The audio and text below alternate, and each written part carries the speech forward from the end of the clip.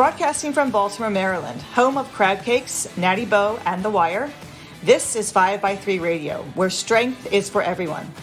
I am your host, Emily Sokolinski, owner of 5x3 Training, a strength and conditioning gym in Baltimore, Maryland, along with one of my brilliant coaches, Rebecca Fishburne. Each week, Rebecca and I will discuss the ins and outs of strength training, why there is a no one-size-fits-all approach, and why strength is so important in our daily lives. Thanks for spending some time with us today, and now, on with the show. Hi, everybody. We're back. It is our, oh my God, what day is it today? May 27th? May 27th. Sounds about right. And we both have some pretty cool news. So, Rebecca, you want to share what's been happening with you and your coaching lately? Oh, yeah. I mean, just with this weird new world we live in, I guess everybody keeps using that phrase, and no facility and no real idea how that's going to play out for me. I've spent some time revising my online listings. Yes. And have at this point now coached someone in the UK, in Australia, and have an inquiry from a trainee in Germany. That's wild. Yeah, it's totally wild. Like, my kids are like, oh my God, you're international.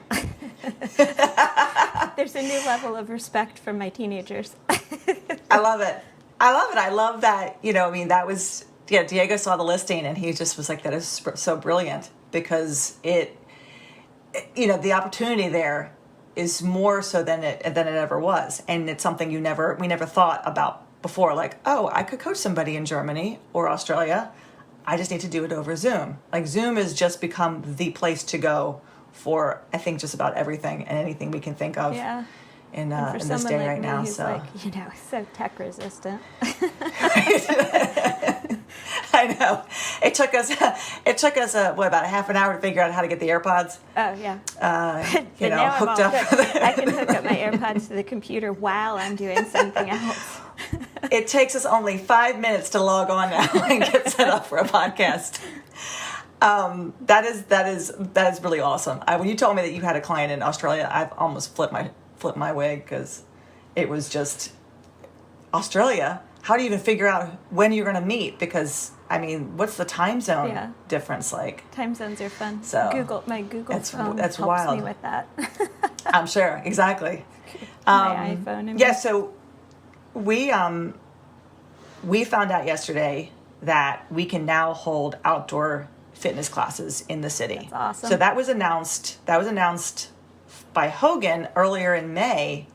About 2 weeks ago in May, that outdoor fitness instruction was permitted, except in the city it wasn't permitted, although the executive order said it was. There was a lot of back and forth, and I think enough people possibly complained about it or realized that it was not really that big of a deal, because if you talk about outdoor space and you can space people apart pretty well.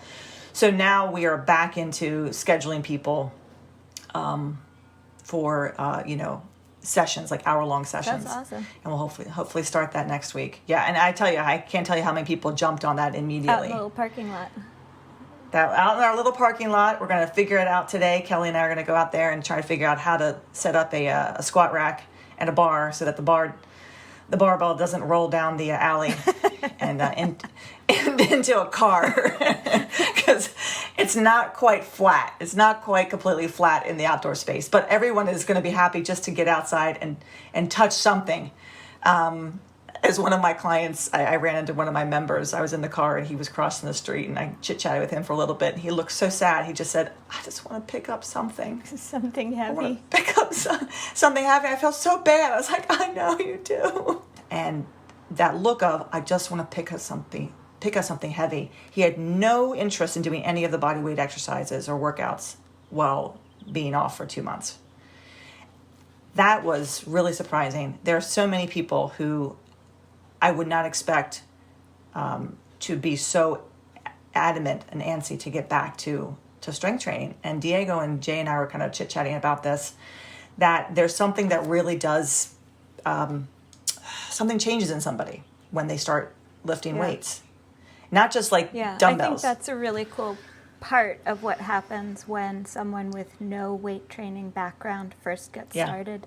There's a point at which the idea that you are an individual who is capable of moving heavy shit, picking up heavy Yes. items, where that becomes like part of your Yes. self-definition. Yes, and that is this person, and it doesn't, and we talked about exercise just in general is mentally good for our health, right? I mean, there have been studies that shown it helps with depression. And something about lifting, squatting or deadlifting that changes you, and you miss that heaviness in your hands, and you miss that. I don't know what the word is. It's hard to describe. I mean, I know that after 10 years of doing this, I can't think of doing anything else. I mean, I'm running my classes online, kind of my boot camp classes, but that's just, if I stopped that tomorrow, I wouldn't miss it. And none of my clients would miss it, because they're like, if I don't have to see another push-up again, I'll be quite happy. But we're trying to make the most out of a crappy situation. But I think that's a good lead into what we want to talk about today, and kind of continues what we were talking about last time. Yeah, like a spin-off topic. Yeah, because we were talking about getting into barbell training and how someone gets started and why they get started. And at the end, we were quickly talking about, you and I, not on the podcast, about individuals who come to us who want to get stronger, and may play a sport. So maybe they play lacrosse, or they play soccer, or they play ultimate frisbee, or people who like taking spinning classes, or go to Orange Theory. That they enjoy those type of classes, but they want to incorporate strength training into their weekly routine as well. And I'd even say, like, not even just play a sport, but participate in another physical activity, because you could have a person who really enjoys running. Right. That's part of their self-definition. It's part of their stress release. It's part of their daily routine or whatever. Maybe they don't compete, so they're not like playing a sport of running. They're not competing at running, but it's part of their thing. It's part of their bag. So talk a little bit about, because I think both of us, we treat each person the same way when they come to us and they have this story. Hi, I am a XYZ runner, yoga, cyclist, spinning, but I want to incorporate strength training into my program. What do you say to that person? How do you get that person, I don't want to say started, but what kind of questions do you start to talk? Do you ask of that person before you kind of go into what the program's going to look like for them? Well, I think you just start out with great. Let's get started, and kind of talk about their other activities as you go. When you're starting someone out, when you're teaching them the lifts, it's basically form. So the weight is light enough that they've got space in their brain to be able to think about how their body is moving through space. They're able to adjust or modify or correct that movement as per the coaching cues. And so initially, the actual training session, while it's producing a training effect, a lot of what's happening is the brain learning how to talk to the body to get the body to move in a certain way. So if someone is completely deconditioned, it's also going to be building muscle initially. For somebody who's got other activities that they're involved in, or maybe has done some weightlifting in some other fashion, and they're trying to learn a new approach, they may not be building a whole lot of muscle initially. They're just learning how to move. Sure, exactly. And so there isn't quite so much of an issue initially for some people. So, you start them out, and then as you're working with them, have conversations about optimally spacing their training sessions in relation to their other activities. Right, because I think we ask people for at least, if they can give us 3 times a week, we say 3 times a week is best, right? Because the gains are made a little faster, the skill is practiced more often, you're getting 2 pressing workouts and a bench workout a week, then you're getting 2 bench workouts and a press workout. You're squatting and deadlifting every time. But many people don't have 3 times a week, or they have twice a week. And they say, I can consistently come twice a week, mainly because maybe it's their just their work schedule, or they have those other activities that they still like, right? So they're cycling 4 or 5 days a week, but they also want to do strength training. So it sounds like what you're saying is, and I probably do the same thing, is start them off as often as they can, so they can they say twice a week.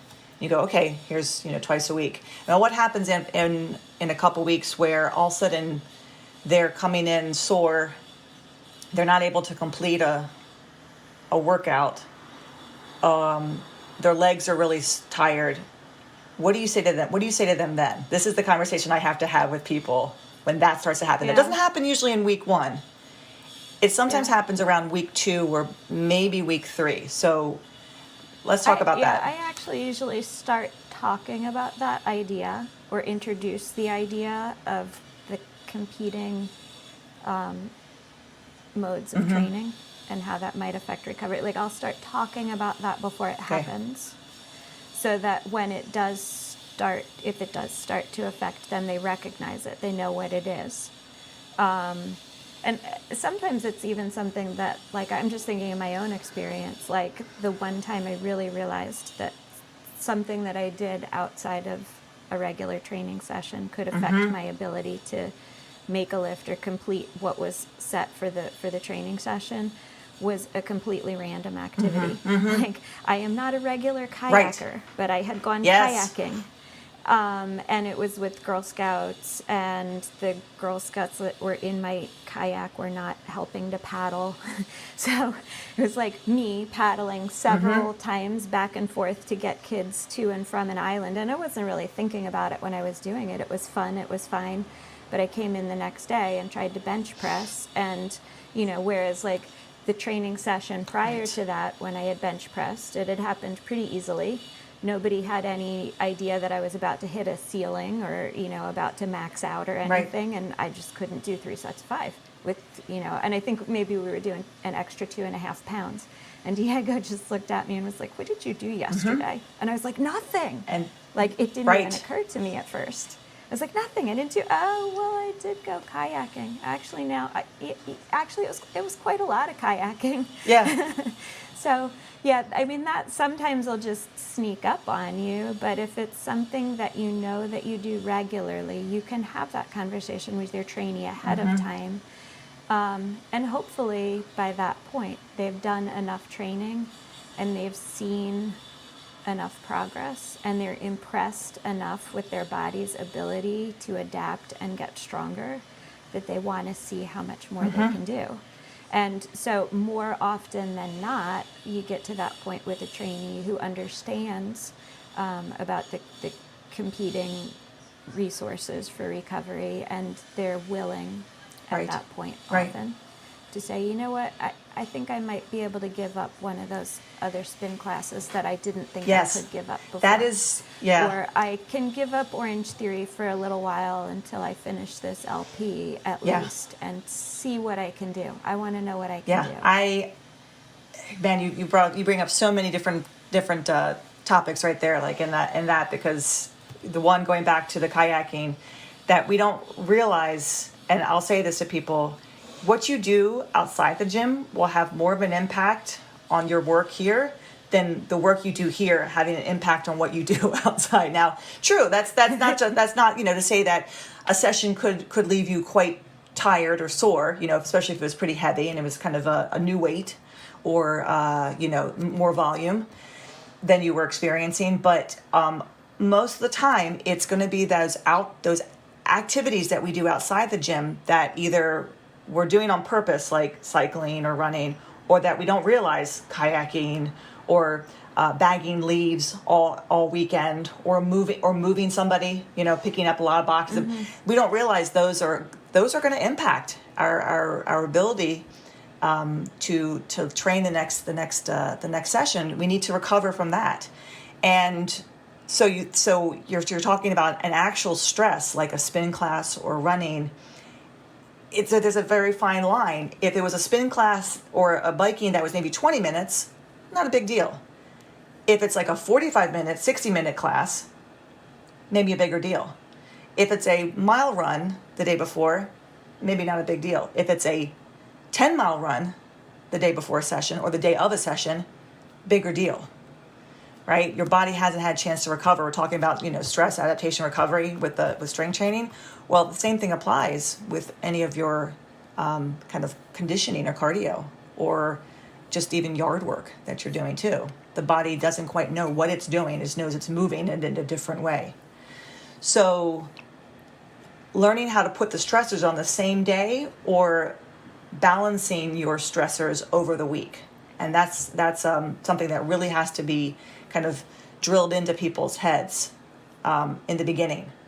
Because they'll say, oh, okay, well, I won't bike today. But then they'll bike, the next day at a certain time. And then they're still unable to recover for that workout the next time they come in.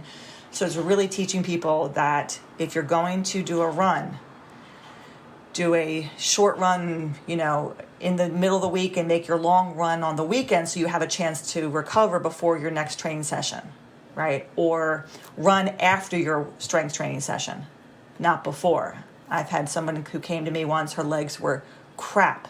I asked her what she did. She ran 3.5 miles to the gym. She ran to the gym. I said, why'd you do that? Well, I didn't think it was going to be a big deal. It's a big deal. You feel like people feel like they're getting extra exercise, like they're going to get the more bang for their buck. And in fact, they lose it. So helping people understand what the stress is, that strength training is a stress, even though we don't feel gassed out or beat up or, lying in a puddle of our own sweat at the end of a workout. Our body has done something. Our CNS system has done something. So that's a stress. And then this other thing is a stress too. How do you find that balance? And I think that kind of also gets back to, we talked the other time about the difference between exercise and training. And so you might have an individual who's doing some sort of exercise, a group fitness class, going out for runs, bike riding, whatever they might be doing in an exercise approach, like something that's not measured, right? I've run before as an athlete and trained and timed and been very aware of my speed or the amount of energy I was putting into it, and could tell if I was having an off day based on the time. But I've also run just casually. And so if you have an individual who thinks that they're, pretty good shape, maybe they think of themselves as an athlete, but what they're doing is actually exercising, just kind of randomly doing things. They don't necessarily, they're not necessarily accustomed to thinking about how that random stuff can have an impact on measured exercise. And so, the other way around, like you could do your training first, your measured training, and then go out and do a run, and your fast pace might actually be a jog, but if you're just approaching it as exercise, you still completed the 2 miles or whatever the distance is. You may or may not notice that it was slower. But yeah, that's a thing I think a lot of times too, when somebody has been active but not measuring their exercise, and then all of a sudden they're faced with this idea that you're kidding me, like that yard work that I wasn't even thinking about as activity can actually impact this. And there's a little bit of a reckoning, like, oh my gosh, like yard work is affecting me. Yeah, it's a lot. Maybe not a younger trainee, but my older trainees.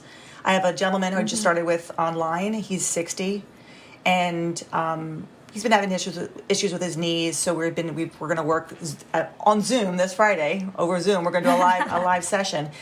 And I told him to save his legs, and I mentioned maybe deadlifting on Tuesday, just something to see how his knees felt. But he opted not to because he had done some manual labor over the weekend, and his legs were tired. And he wanted them to be very, very fresh for our session Friday. So he recognized himself, and I've heard that from some of my other older clients too, that, bagging, one of them was bagging leaves. in the fall. And so her back was quite tired. So deadlifting was kind of didn't go as great.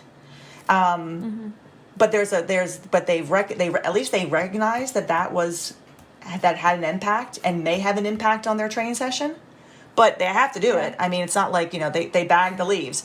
But at the same time, she's like, I can't believe I bagged all those leaves and dragged the whole bags around. And usually that's my husband's job, right? So, I mean, there's that, I did that myself, but but it did impact what I'm going to do in the gym because I don't bag leaves every day. If she bagged leaves every day, what's going to happen?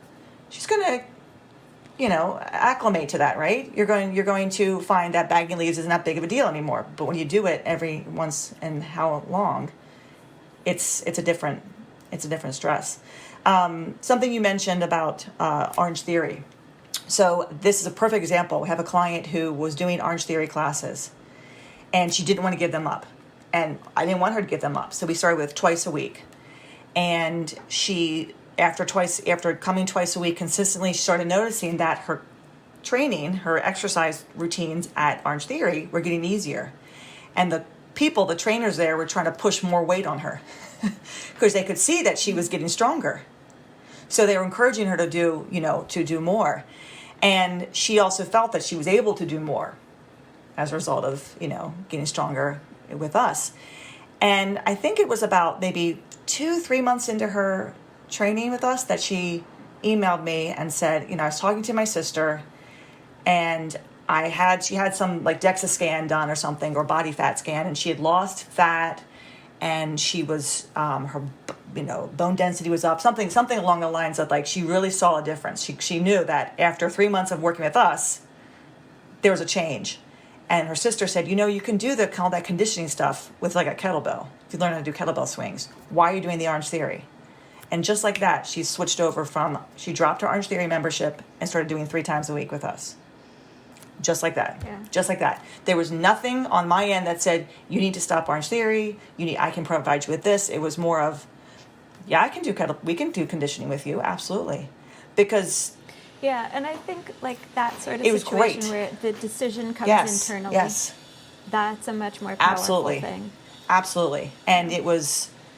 When I got that email, I went, yes, because you don't want to say it. You want the person to realize it for themselves. And even if she was still doing that would be fine too. I think the key is our job as coaches is to not make someone stop what they're doing, what they love to do, but get them to make those activities even better. Right? I want you to if you like to run, I want to make you faster if you want to compete in races. If you play soccer, I want to make you a better athlete on the field. If you just like taking spinning classes, I want you to find that all of a sudden you can stand up longer out of the saddle, that you can go harder. And people usually do say that the work that they do in the gym, the strength training, has had an impact on their outside activities. Definitely. So, like, as we're talking, I'm trying to sort of think about what we're saying from a very novice perspective. And I think a very novice person whose main experience with activity is through the lens of exercise, which is not measured, and who may decide to go to one group fitness class a week or one every day, or might decide on a whim their friend is going to the next one. They might do 2 or 3 classes. They sort of might come to something like strength training thinking, what's the big deal? Why is this conversation even taking place? Like, why can't I just do more? Like, the stuff I do now, I just do more. If I want to do 2 classes, if I want to run for, an extra mile, like, it's no big deal. Why is there even this conversation at all about not doing something? Because it's strange because like there's a wide range of people in terms of their affinity for exercise anyway, and you have people who are devoted couch potatoes, and getting them to do 2 training sessions per week with nothing else going on is a huge accomplishment. But at the other end of the spectrum, you got people maybe a little bit more like you or I used to be, where having them pare down their activity and make what they're doing meaningful and make it count and make it as productive as possible is like a new concept. So why don't you just talk a little bit about that too? Like, why is this even something that strength coaches, as opposed to a group fitness class instructor, or maybe even your average trainer would be talking about, this idea of doing less as opposed to always throwing more exercise at a person? Right. Here, do this too. Right. Why don't you take up this challenge as well? You know, do more. Yeah, I mean, Why is this? Yeah, I mean, what's our mantra? I mean, our mantra is that with the barbell training, with the program that we use with people, that less is more, right? We're trying to make your movement as efficient as possible. We want you to, I use this term, and you know it's cliched, but you get more bang for your buck with the work that we do. You're using the whole body. It's a whole body workout. You're going to spend less time, but the benefits are so much more. And the good thing is we can show people what those benefits are. We have examples of people, and that's something that a trainer is not going to necessarily be able to provide with people with, right? Is that kind of like, look, there is data that shows that what we do makes a difference, and that less will be more in a sense because you won't have as many injuries. You will recover as long as you give yourself a break in between your sessions. And teaching people how to take a break because they will get stronger as a result is kind of hard. But if you can try to insist that that person does take those breaks, they'll start to see it for them, for themselves. I think it's definitely also a trust factor that what you're giving the person is what you believe to be the right work for them, and they have to somehow put their trust in you that what you're saying is true, and that time will tell that you can keep beating yourself up with more and more exercise, but that's not going to get you anywhere. If your injuries or if you have nagging injuries or you stop making progress, well, we need to step back and see, why is progress not being made? Oh, is it because you're still doing all these other activities over here that I kind of said we're going to start to impact? It doesn't happen right away, right? It doesn't happen overnight. So I think with you, like when you started with us, that was something that took a long time to get. Oh my Lord, and it was painful. Through to you, and it was painful, and it was hard, mentally, and you physically, and verbally would fight it, because there is that feeling of, well, if I'm not doing X, Y, or Z, if I'm not going at all speeds, I'm not going to make any progress. And that's just something that I think is partly. It's part of this. It's part of someone, right? Why was I doing it too? Why were you doing it? I fought a long time about it as well. That if I'm not doing enough, I'm not going to. I don't know. For me, and I think for you, it possibly was more of like, I need to lose weight. Like, I really feel like if I'm not exercising, I'm going to blow up. Because I think that was for me. Was the more I did, the smaller I would stay, right? That was in my mind. And if I do less, what's going to happen to my body? What's going to happen to me? That's I think part of some people's psyche, and then it's not of others. So the person who wants to do more possibly could be that there are a number of factors that go into, well, what does it mean to exercise? Why do I feel that more is better? Yeah, I was just going to say this whole idea of like what you're talking about there, like I'm already doing whatever it is, 5 miles running every day. If I do less, what's going to happen? But that's like part of the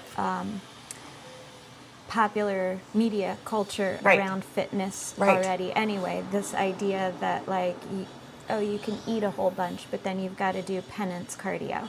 Like, you've got to run it off or, work it off or whatever, and not recognizing that really what you need to do is be paying attention to your food. Yeah. Think of it as, nutrition, make sure you're getting enough food, and not this idea that gets perpetuated that you can binge and then work it off.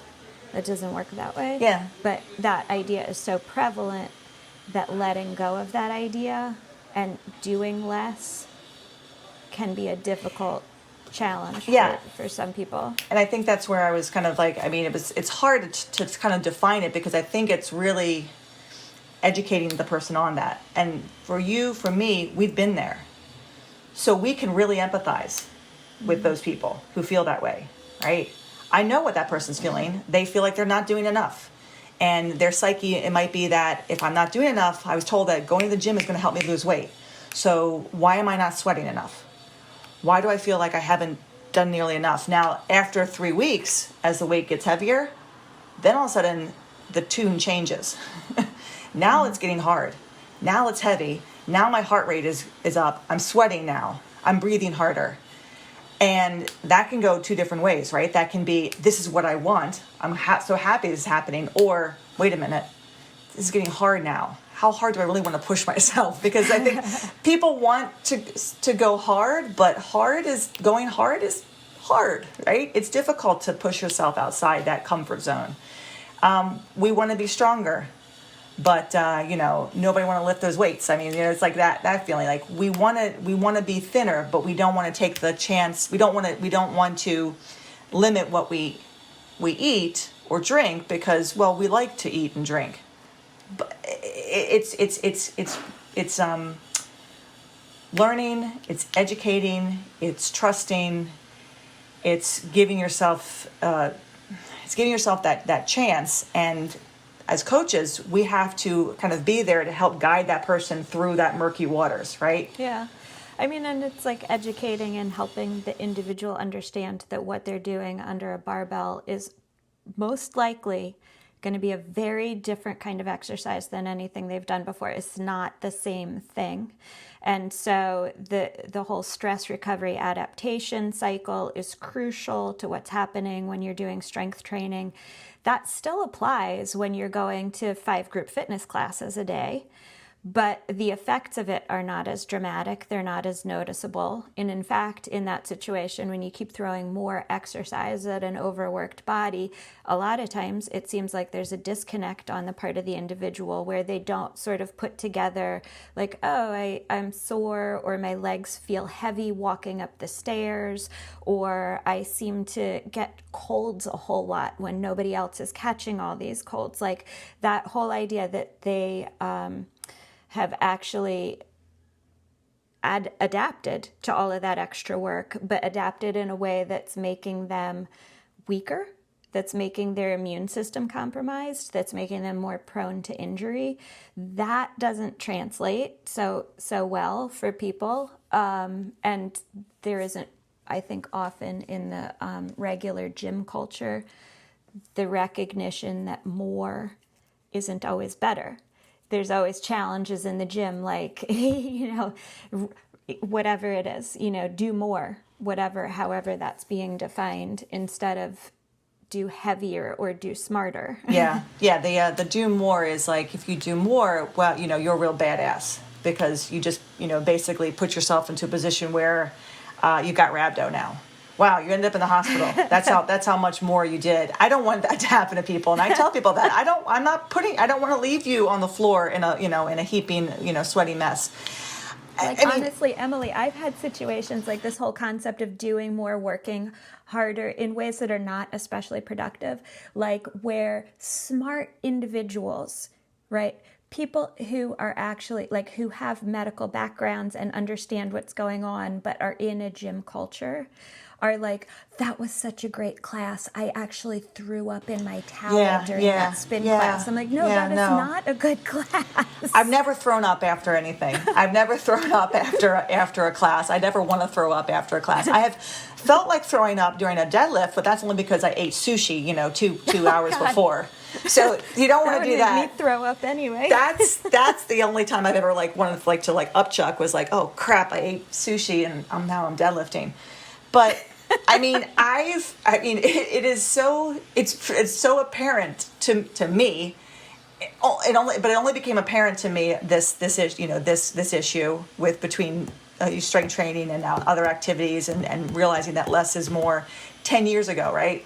When I was teaching my cycle classes, I had my spin classes, and I started strength training. I started the program. It was in July of 2010.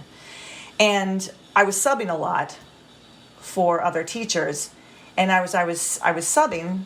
I was also trying to do the program and get stronger, and I was having a really hard time with my training days, and I couldn't figure out what was going on. And I realized it was all the spin classes I was teaching, that they were interfering with my recovery and my ability to squat or deadlift the next day.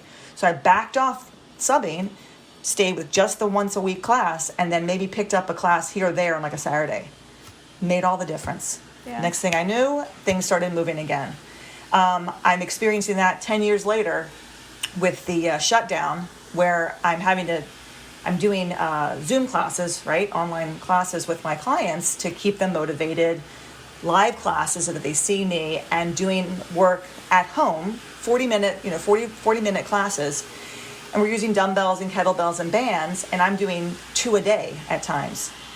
Well, my own training sessions with, strength training sessions are to shit right now. Yeah, I was wondering about that. Yeah, I mean, it's been 2.5 months of doing this, and in the beginning it was okay, but after time, like my brain was like, the last thing I want to do is pick up anything heavy, but I want to at the same time, and I do. My training continues, but I've had to cut down on one big lift a day. My hip is starting to bother me, so my tendonitis is kind of flaring up, so I've got to kind of cut back on the heavy squatting. I just variations on different things, and really taking and saying to myself, well, this is what it is. I'm teaching my classes. Once I stop doing that so much and I can go back to just coaching, my body will calm down. I'll be able to get back to heavy lifting. But right now, I can't do both. There's trade-offs. And guess what? Yeah. That's okay, right? I mean, it's not a big deal, but I have to recognize that. And I've slowly over the weeks have just pared back. Where yesterday I was doing, what was I doing? I leg pressed. I did the Viking press, and I did some pause deadlifts. That was about the pause deadlifts were the best thing of the training session. I didn't care. I'd already done a class at 12. I've got two this is today. Like the sort of thing too, like when you talk about somebody who's just getting started and what is their priority, right? And their priorities change, right? And so for an individual who's got no experience with strength training, they want to keep doing their Orange Theory, they want to keep doing their spin class. Initially, that's where their priority is. That's fine. Meet you there. As they kind of evolve as a lifter, their priorities shift and change, and they want to see how much heavier they can lift. And so the Orange Theory, the spin class, the running sort of tapers off. That's fine. That's a different priority. For you right now, the priority is your members and keeping them motivated and keeping them engaged. Your own goals for lifting maybe taper off. The lifts are still there, and it's just like, yeah, there's seasons for things. There's times where it makes more sense to prioritize your lifts, and sometimes where it makes more sense to prioritize other people or your family needs or that kind of thing.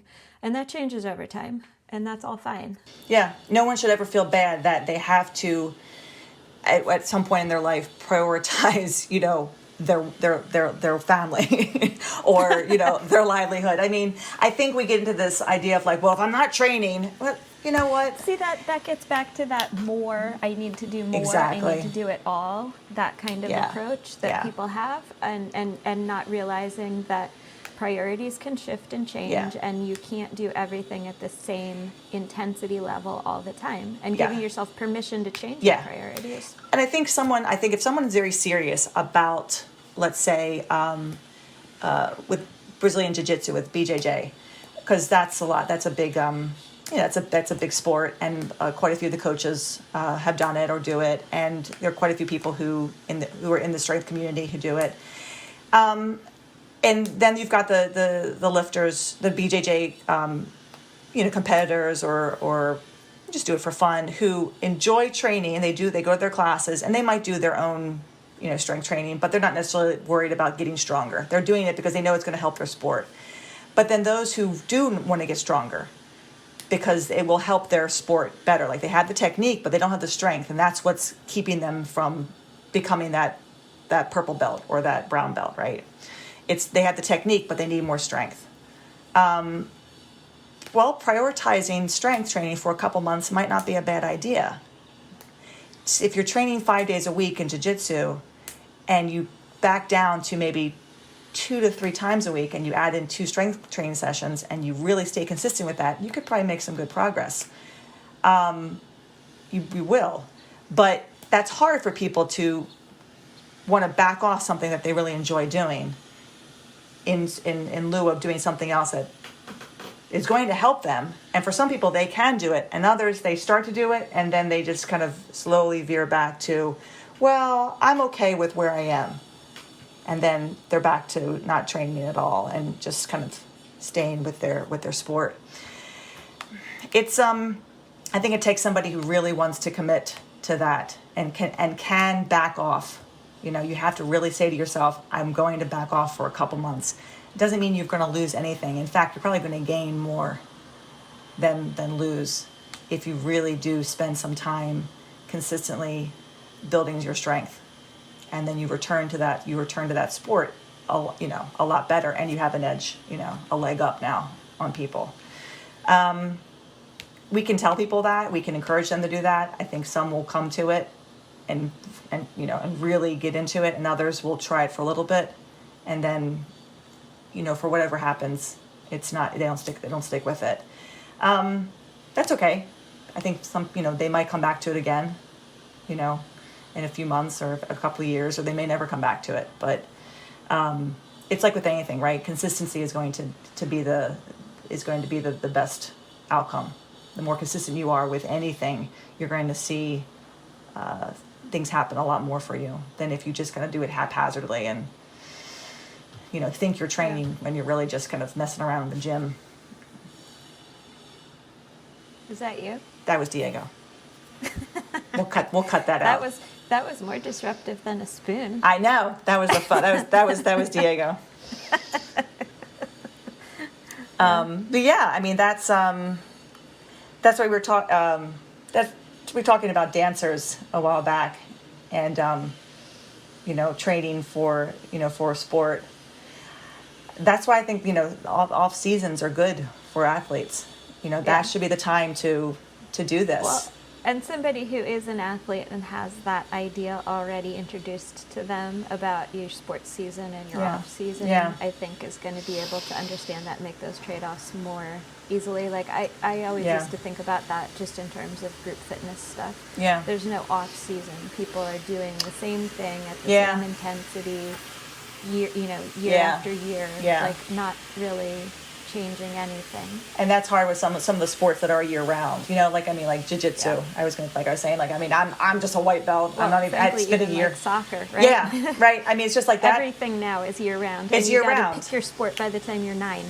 Yeah, it's year round. So there really is no season for you. You have to just decide, I'm going to back off for the next 3 months. Yeah. And prioritize this. That will help me. I mean, it becomes, in the end, it always becomes just a balancing act. You have to really find that balance between whatever you enjoy doing, whatever that activity is, and then strength training. If your goal is, I'd like to be stronger, well, that has to be the priority.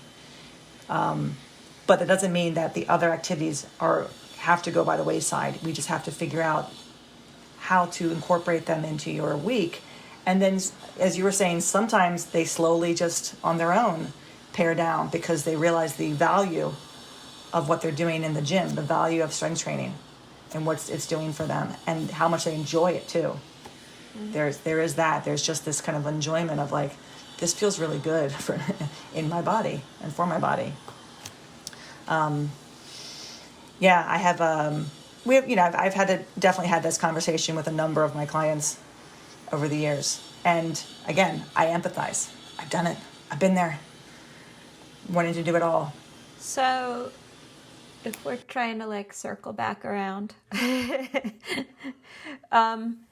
we kind of talked about a little bit about how somebody who's just getting started, how, we as coaches meet them where they are with whatever their current activity level is, whether that's somebody who has zero activity in their life and 2 strength training sessions per week is going to be it for them, or somebody at the other end of the spectrum who's doing everything every day and they kind of go through a learning process of discovering that less is more, and that their body needs time to recover and adapt, and that for someone like that, that's one of the biggest and most important lessons that strength training can teach them. And we've kind of talked about how to help people find a balance, where maybe their goal is to get as strong as possible, as quickly as possible. Maybe their goal is to be as strong as they can be while still maintaining a level of general physical preparedness. Maybe that is to be as strong as possible in a supplemental role for what they see as their primary sport. All of those things are valid goals. Strength training can help with all of those, and there's a way to mesh outside interests and activities with strength training. It's not a one or the other kind of situation as is often presented. I actually did have one client once, a woman that I was training who was still doing other activities. Her husband is the one that sort of steered her in my direction to get started with training. He knew she was still doing those activities. He had this mindset, because he had done some strength training before and had this mindset that you have to make sure you're not interfering in any way with the recovery process for the strength training, because for him that was the primary goal. For her, it was not. And he was always teasing her at home, like, I'm going to tell Rebecca that you went for a run. Like he was going to turn her in. I'm going to tell her that you did that class the other day. And I was sort of like, you know what? You're going to realize this on your own. I was like, what he's saying is true. The activities that you participate in outside of your strength training sessions will have an impact on what you're able to do in here. And you will figure that out. Your body will give you that feedback if you're aware that that's what's happening, if you're paying attention, and you'll decide. You'll decide what trade-offs you're willing to make. And it's okay if you kind of go through seasons with that too, where sometimes, I want to see how strong I can get. I'm going to give up some of these other activities so that I can devote all of my recovery resources to getting stronger in between training sessions.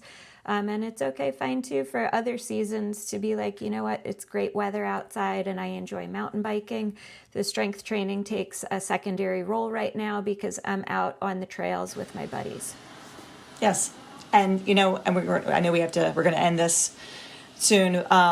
But that goes along with just even strength training in general. I mean, once you get out of that novice phase and you're intermediate and maybe you're advanced intermediate, so you've been training for a couple of years now, sometimes you don't want to pick up a heavy weight. Sometimes you just want to go into the gym and you want a program that's going to get you jacked.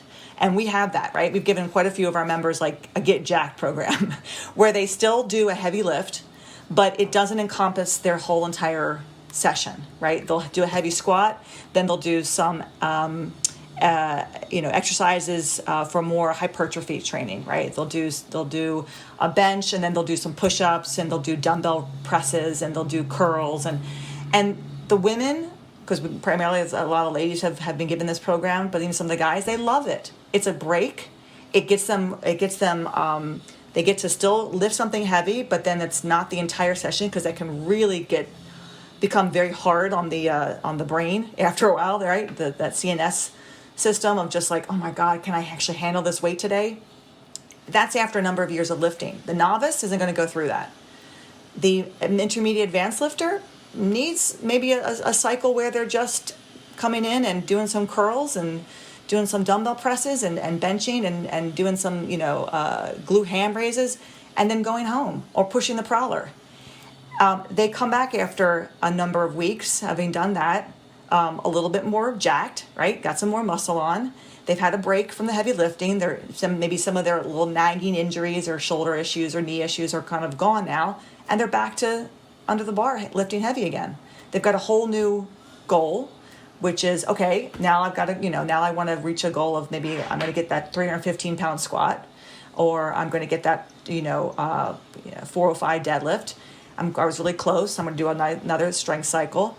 And then they might finish that and do something again, like some kind of hypertrophy training. And that's okay too, and that should happen. You can't just lift heavy every single time.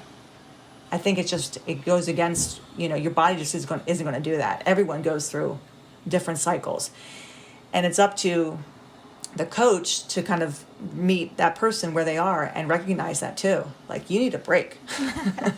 You're coming in here. I'm hearing all sorts of things. We're gonna give you a break, and this is what we're gonna do. Or the member will say, I need a break, and I've got that from members. I need a break from this. I can't handle it. But they want to keep training. My job, create a program where they're going to maintain that strength that they built, but at the same time ease back on that. Their goal isn't right now to lift as heavy as possible. Their goal is to just maintain and build some good muscle and take a break from all that and kind of calm down the body. That's also recognizing that there are, cycles even in strength training, right? And it's the coach, like you, who, when the client recognizes that they need to stop running as much, or they need to stop going to cycle class as much because it's interfering, well, the coach says, okay, well, here's what we're going to do. You recognized it. Now let's move forward with your program. Or the coach needs to see the person having a hard time in the gym. What are you doing? What have you been doing outside the gym? Let's talk. Mm-hmm. I think someone who's keyed into that is the person will appreciate that. Like, wow, my coach recognizes that I've been doing this. I've been trying to hide it, but my body can't hide it. My recovery can't hide it anymore. Without the husband telling on the wife. But I think the breaks they happen not just there, but they have to happen also in the gym too. We all need recovery time, and we all need a different program every now and then. And it's people's job to recognize that, and our job to recognize it, and then also provide them with something that they can do to kind of ease off of certain things and then get them back on track, with their lifting. So what's going on for you for the rest of the week? Oh, good Lord. I have a kid graduating. Oh my gosh, she's graduating already? Yeah. This is her last year? Yeah. Congratulations. Yeah, and it's all weird because it's like virtual. Wow. There's a virtual graduation. Live streamed. And then they're going to do, over the course of 2 days, a separate thing where outdoors at the school, I guess. I'm not super clear on the exact details. But, they're assigned a time, and they show up, and they walk across, I don't know, I guess some sort of stage outdoors. So it's like all in an outdoor setting, get their diploma, flip their tassel, get their photograph taken, not like a big group thing, but, smaller. Wow. What weird times. Yeah, it's super weird because to keep the numbers at the set level, the directions indicate that the graduate can show up with 4 members of their immediate household. Yeah. 4. So who gets to go? Yeah, we have to pick which kid doesn't get to come along. She'll be sitting in the car waving. Congratulations, Anna. Yeah. Yeah. Oh man. So I know. yeah. This is well, how surreal. I was looking at pictures online of a photographer taking prom pictures of the students at School for the Arts outside the building. He's sitting in the middle of the street taking pictures, and they're all dressed in their prom outfits. Yeah. Lots of new ways of doing things these weird days. times. What about you? Well, planning to figure out my outdoor classes. That's what we're going to do today, and on the level surface, and then the rest of the week it just I've got all my hand sanitizer, my spray bottles, my wipes. So I'm going to be organizing all my baskets. For some alley training. having those ready for alley training. Yeah, I'm going to have all that, and I'll be moving plates out closer to the door so we can move plates and racks out easily. And just kind of now that I've got an idea, You need to get now that I can have classes, I get to actually work. I get to actually do something with all the products that I've bought.